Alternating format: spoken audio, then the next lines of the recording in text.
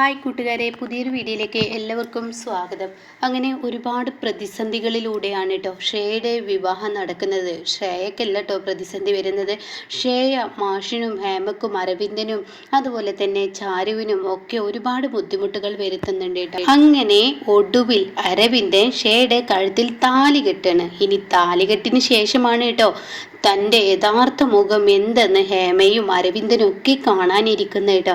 അങ്ങനെ ആ താലി കഴുത്തിൽ വീഴുമ്പോൾ ഹേമയ്ക്ക് വലിയ സന്തോഷമാവാണ്. തൻ്റെ മകന് നല്ലൊരു ബന്ധം തന്നെ കിട്ടിയിരിക്കുന്നു എന്ന സന്തോഷമാണ് കേട്ടോ ഇവിടെ ഹേമക്ക് ഉണ്ടാവുന്നത്. അപ്പം ഹേമ അതിൻ്റെതായ പുകഴ്ത്തിയ വാക്കുകൾ ഇങ്ങനെ ചാരുവിൻ്റെ മുന്നിലും മാഷിൻ്റെ മുന്നിലും മറ്റുള്ളവർക്ക് മുന്നിലൊക്കെ പറയുന്നുണ്ട് കേട്ടോ. എൻ്റെ മകന് കണ്ടില്ലേ, എൻ്റെ മകന് കണ്ടില്ലേ നല്ലൊരു വിവാഹ ബന്ധം കിട്ടിയത്, പുടവക്കാരിയല്ല, അങ്ങനെയല്ല ഇങ്ങനെയല്ല എന്നൊക്കെ ഇങ്ങനെ ചാരുവിനെ കുറച്ച് ഇങ്ങനെ പറഞ്ഞുകൊണ്ടിരിക്കുകയാണ് കേട്ടോ. അങ്ങനെ ആ കതിർമണ്ഡപത്തിലും പിറ്റേ ദിവസം കതിർമണ്ഡപത്തിൽ വെച്ചും തലേ ദിവസം അങ്ങനെയൊക്കെ ചാരുവിനെ വല്ലാതിട്ട് താഴ്ത്തുന്നുണ്ട് കേട്ടോ. ആ സമയമൊക്കെ ചാരു തൻ്റെ പ്രതീക്ഷ എങ്ങനെയെങ്കിലും ഈ വിവാഹം മുടക്കണം എന്നായിരുന്നു. അങ്ങനെ മാഷിൻ്റെ കൈകൊണ്ട് തന്നെ താലി എടുപ്പിക്കും എന്നുള്ളത് കരക്കാരോട് പറഞ്ഞിട്ടുണ്ടല്ലോ. അങ്ങനെ ഈ സമയം എന്തെങ്കിലും ചെയ്ത് മുടക്കണം എന്നൊക്കെ കരുതിയ ആ വിവാഹം നടന്നിരിക്കേണ്ട കേട്ടോ.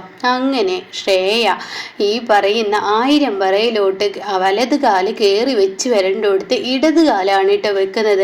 ആ സമയം തന്നെ ഹേമക്ക് മനസ്സിൽ എന്തോ ഒരു വിള്ളല് പോലെ കേട്ടോ. അപ്പോഴേക്കും ഇവിടെ മറ്റുള്ളവരൊക്കെ പറയുന്നുണ്ട്, അവനൊക്കെ പറയുന്നുണ്ട് അവരെ ഇടത് കാലാണ് വെച്ചത് എന്നൊക്കെ ഇങ്ങനെ പറയുന്നുണ്ട്. ആ സമയം ശ്രേയയോട് അത് ഹേമ ചെന്ന് ചോദിക്കുകയാണ്, എന്തുകൊണ്ടാണ് നീ ഇടത് കാല് വെച്ചത് എന്ന് ചോദിക്കുകയാണ് കേട്ടോ. ആ സമയം ഇടത് കാല് വെച്ചത് എന്തുകൊണ്ടാന്നൊക്കെ ചോദിക്കുമ്പോൾ ഈ തളയെ കൊണ്ട് വല്ലാത്തൊരു ബുദ്ധിമുട്ടാണല്ലോ എന്നിങ്ങനെ ചിന്തിക്കുന്നുണ്ട്.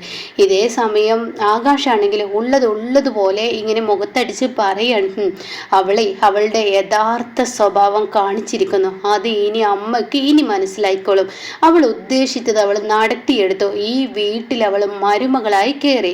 ഇനി നിങ്ങളുടെ മകന് കണ്ണുനീർ നാളുകളാണ്. ഇത്രയും നാളും എന്നെയും എൻ്റെ അച്ഛനെയും അതുപോലെ ചാരുവിനെയൊക്കെ നിങ്ങൾ കണ്ണീര് കുടിപ്പിച്ചല്ലോ. അപ്പോൾ ഈ കണ്ണീര് കുടിപ്പിക്കുമ്പോൾ ഇനിയും ഞങ്ങൾക്ക് കണ്ണീര് കുടിക്കേണ്ടി വരും. പക്ഷേ ആ കണ്ണീര് കുടിക്കുന്ന കൂട്ടത്തിൽ അതിൽ നിങ്ങളും കൂടി ഉണ്ടാവും. ഏറ്റവും കൂടുതൽ വേദന അനുഭവിക്കുന്നത് നിങ്ങളുടെ മകനായിരിക്കും. നിങ്ങളുടെ മകനെ നിങ്ങൾ പറയുന്നതിനനുസരിച്ച് തുള്ളുമ്പോൾ ഇനി നിങ്ങൾ കാണാനിരിക്കുന്നത് വേറെ ആയിരിക്കും എന്നൊക്കെ ഇങ്ങനെ പറയാൻ കേട്ടോ. അങ്ങനെ ശ്രേയാണെങ്കിലോ നിലവിളക്ക് കൊടുക്കുമ്പോൾ തന്നെ നിലവിളക്ക് കൊടുത്തിട്ട് മോളെ വലതുകാല് വെച്ച് കയറി വരും എന്നൊക്കെ പറയുമ്പോഴാണല്ലോ ഈ ഇടതുകാല് വെച്ച് കയറുന്നത്. എന്നെ പൂജാമുറിയിൽ പോയി നീ അവനെ ഒരുമിച്ച് നിന്ന് പ്രാർത്ഥിക്കുക. അപ്പം തന്നെ ശ്രേയക്ക് ഇങ്ങനെ ദോഷം പിടിക്കുന്നുണ്ട് കേട്ടോ. ഇവൻ്റെ ഒപ്പം നിൽക്കുന്നതിന് എനിക്ക് കലിയാണെന്നുള്ള ആ ഒരു ലെവലാണ്. ഇതിനിടയ്ക്ക് ശ്രേയ ഇടയ്ക്കിടയ്ക്ക് ആ താലിയിലോട്ട് നോക്കുന്നുണ്ട്. അപ്പോൾ താലി തനിക്ക് ചുട്ടു പഴുക്കുന്ന അത്രയും പൊള്ളലാണ് തൻ്റെ കഴുത്തിൽ കിടക്കുമ്പോൾ കേട്ടോ. കാരണം അരവിന്ദൻ്റെ പാദസരം അത് ഓർമ്മയുണ്ടല്ലോ, പാദസരം കൊടുത്തപ്പോൾ വേറൊരു പാദസരം വാങ്ങിയിട്ടത്. അങ്ങനെ അരവിന്ദൻ്റെ കൈകൊണ്ട് തൊടുന്നതൊന്നും ശ്രേയക്ക് ഇഷ്ടമല്ല. അങ്ങനെ ഈ ഒരു താലി തന്നെ ശ്രേയക്ക് വലിയ ബുദ്ധിമുട്ടായി വരികയാണ്. അങ്ങനെ ശ്രേയ നിലവിളക്ക് കൊണ്ടുവെക്കുകയാണ്. അതേസമയം ഹേമ വന്നിട്ട് ഇങ്ങനെ ഹേമയെ ഓരോരുത്തരായി ഇങ്ങനെ കുറ്റം പറയണേ. ഒരു മരുമകള് എത്രയായാലും കയറി വന്നത് വലതുകാല് വെക്കേണ്ടോടത്ത് ഇടതുകാല് വെച്ചു എന്നൊക്കെ ഇങ്ങനെ പറയാണ്. ആ സമയം ഷേയോട് വന്നിട്ട് ചോദിക്കുകയാണ്, ഷേയെ നീ എന്ത് പണിയാണ് ചെയ്തത്?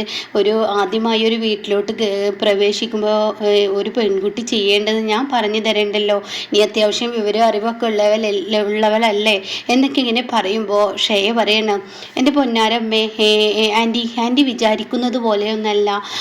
ഞാൻ വലത് കാല് വെക്കാൻ വേണ്ടി ഒരുങ്ങിയത് തന്നെയാണ്. പക്ഷേ വലത് കാല് വെക്കുന്ന സമയത്ത് അവിടെ ഒരു കട്ടുറുമ്പ് എൻ്റെ കാലിൽ കടിച്ചതുപോലെ എനിക്ക് തോന്നി. പെട്ടെന്ന് എനിക്ക് ഇടത് കാല് വെക്കേണ്ട, എന്താ മോളെ നീ പറഞ്ഞത്? അതെ, എന്നെ വിശ്വസിക്കൂ, എനിക്കങ്ങനെ വെക്കേണ്ട ഒരു അവസ്ഥ വരികയാണ്. അതുകൊണ്ടാണ് ഞാൻ വെച്ചത്. പിന്നെ ഈ കാലിലൊക്കെ എന്തിരിക്കുന്നു ആൻറ്റി, അത് ചിന്തിക്കുക. മറ്റുള്ളവർ ആൻറ്റിയുടെ മനസ്സ് തകർക്കുകയാണ്. അതായത് ഇടത് കാല് വെച്ചു വലത് കാല് വെച്ചു എന്നൊക്കെ പറഞ്ഞ് ആൻറ്റിയുടെ മനസ്സ് തകർത്ത് കൊണ്ടിരിക്കുകയാണ്. അപ്പോൾ ആൻറ്റി അതിലൊന്നും വീഴരുത്. ഇവിടെ ഞാനും അരവിന്ദനും അല്ലേ ജീവിതം തുടങ്ങേണ്ടത്. അപ്പോൾ നമുക്ക് നല്ല രീതിയിൽ തന്നെ ജീവിക്കണം. ആൻറ്റിക്ക് കിട്ടിയ മരുമകൾ നല്ലവളാണെന്ന് പറഞ്ഞിട്ട് ആൻറ്റി തന്നെ മറ്റുള്ളവരുടെ വാക്കിന് പ്രാധാന്യം കൊടുത്തു കഴിഞ്ഞാൽ തീർച്ചയായും ആൻറ്റിക്ക് പിന്നീട് ടെൻഷനായിരിക്കും എന്ന് പറയാം കേട്ടോ. അപ്പോൾ അങ്ങനെ ഹേമയെ അങ്ങ് വീഴ്ത്തുകയാണ്. അപ്പോൾ ഹേമയാണെങ്കിലോ ശ്രേയ പറയുന്ന ഓരോ വാക്കുകളും കേട്ടിട്ട് പിന്നീട് ശ്രേയ മരുമകളായതിൻ്റെ ആ ഒരു ഗമ കാണിക്കുകയാണ്. ഇതേ സമയം ചാരു ആണെങ്കിലോ ഇനിയിപ്പോൾ എല്ലാ ചടങ്ങുകളും നടത്തിയല്ലോ, ഇനിയിപ്പോൾ ഒരു പെണ്ണും ചെറുക്കനും വീട്ടിലോട്ട് കയറി വന്നാൽ പാലും പഴമൊക്കെ കൊടുക്കുന്ന ഒരു ചടങ്ങുണ്ട്, അത് ചെയ്യാന്ന്. അത് കേൾക്കുന്ന ശ്രേയക്ക് ഇങ്ങനെ ദേഷ്യം പിടിക്കാൻ കേട്ടോ. അപ്പോൾ ശ്രേയ പറയണം അതിൻ്റെ ഒന്നും ആവശ്യമില്ല, അത് ചെയ്യേണ്ട ആവശ്യമൊന്നുമില്ല എന്ന് ശ്രേയ പറയണം.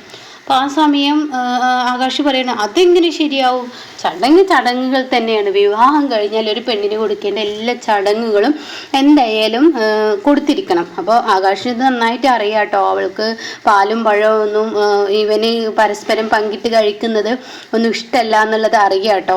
അപ്പോൾ അതുകൊണ്ട് തന്നെ അതുകൊണ്ട് ശ്രേയ അത് മുടക്കാൻ നോക്കുകയാണ്. ശ്രേയക്ക് അത് പറ്റത്തില്ല എന്ന് മനസ്സിലാക്കിയും കൊണ്ട് തന്നെയാണ് ആകാശ് അരവിന്ദന് മുന്നിൽ ഈ ഒരു മുഖംമൂടി കാണിച്ചു കൊടുക്കാൻ ഒരുങ്ങുന്നത് കേട്ടോ.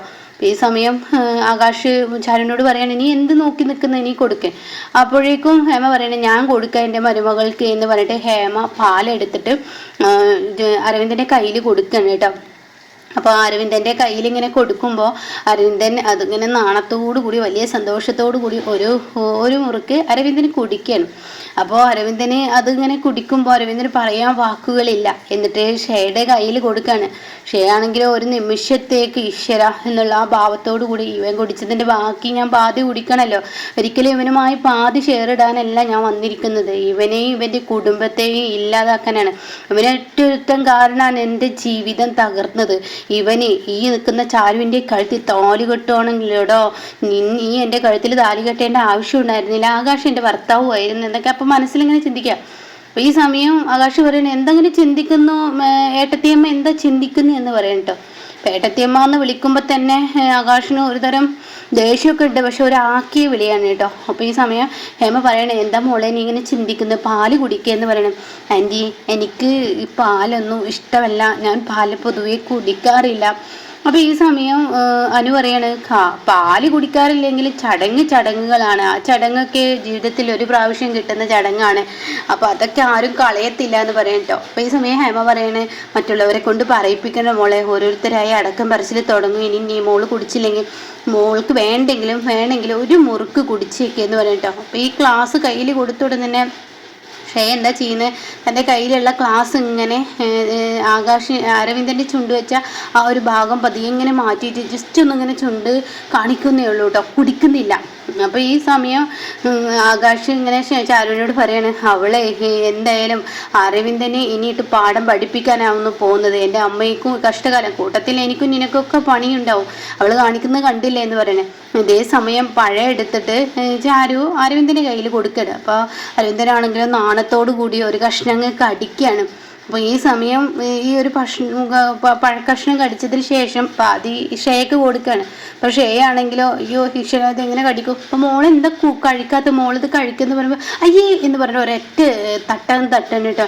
അപ്പോൾ ഹേമ ചോദിക്കുക എന്താ പറ്റിയത്, അതിലൊരു പാറ്റ ഇരിക്കുന്നു ആ ഒരു പഴത്തിൽ എന്ന് പറയും കേട്ടോ. അപ്പോൾ ഈ സമയം പാറ്റയാണോ അതോ വേറെ ഉള്ളത് എന്തെങ്കിലും ആണോ എന്നിങ്ങനെ ആകാശ് പറയണേ. അപ്പോൾ ഷേ പറയണേ ആൻറ്റി ഇങ്ങനെയുള്ള ഓരോ ചടങ്ങുകൾ ചെയ്യുമ്പോൾ എന്നെ മനഃപൂർവ്വം മറ്റുള്ളവർ കളിയാക്കുന്നത് പോലെ തോന്നുന്നു, അതുകൊണ്ട് ഇനി ഇങ്ങനെയുള്ള ചടങ്ങുകളൊന്നും വേണ്ട, എനിക്ക് വല്ലാതെ തലവേദനിക്കുന്നു, ഒരുപാട് പ്രശ്നത്തിലൂടെയാണല്ലോ എനിക്കിപ്പോൾ ഈ വീട്ടിലോട്ട് മരുമകളായി കയറി വന്നത്, എനിക്കൊന്ന് ഫ്രഷ് ആവണം, ഇത് ഒത്തിരി നേരമായി എൻ്റെ ദേഹത്തിട്ടിട്ട്, അപ്പോൾ ഇതൊക്കെ ഒന്ന് അഴിച്ചു വെച്ച് ഒന്ന് എനിക്ക് ഇതിൽ നിന്നൊരു മോചിതയാവണം എന്ന് പറയുന്നു കേട്ടോ.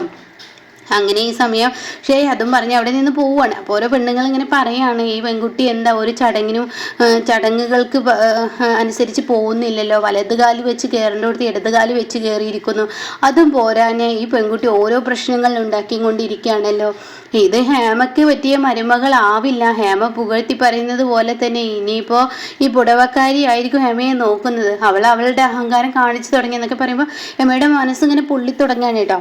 അപ്പോൾ ഇവിടുന്ന് അങ്ങോട്ട് ഇതുവരെ കളിച്ചതിനൊക്കെ ഇനി തിരിച്ചടി ഹേമക്കും അരവിന്ദനും കിട്ടാനിരിക്കുകയാണ്. അതിനിടയ്ക്ക് ആകാശിനും ചാരുവിനും പണിയുണ്ട് കേട്ടോ.